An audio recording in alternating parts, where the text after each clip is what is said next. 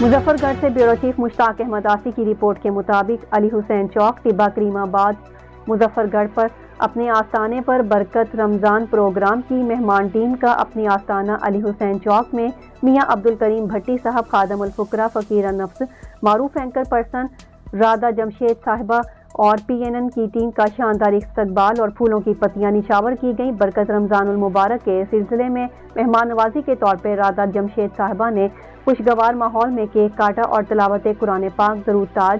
نعت رسول صلی اللہ علیہ وسلم سے شاندار استقبال کیا اور برکت رمضان المبارک ٹیم سے حویلی میں برکت و رحمت کے سلسلہ میں میڈیا ٹیم سے برکت مہمان پروگرام کے سلسلے میں مہمانوں سے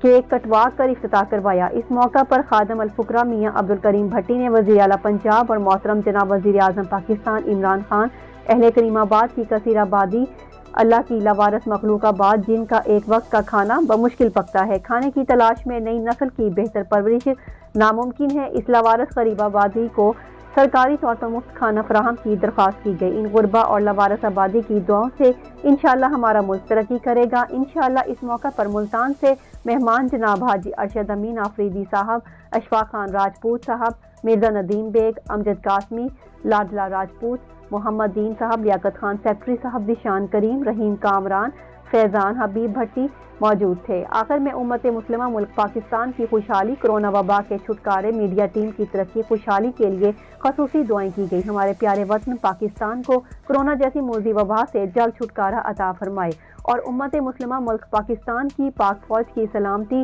اور کرونا وائرس سے نجات کے لیے خصوصی دعا مانگی گئی۔ مہمان نوازی پر ٹیم نے میاں عبدالکریم بھٹی صاحب خادم الفقراء کا دل کی تھا گہرائیوں سے شکریہ ادا کیا۔ مشتاق احمد آسی، MS 18 نیوز، مظفر گڑھ۔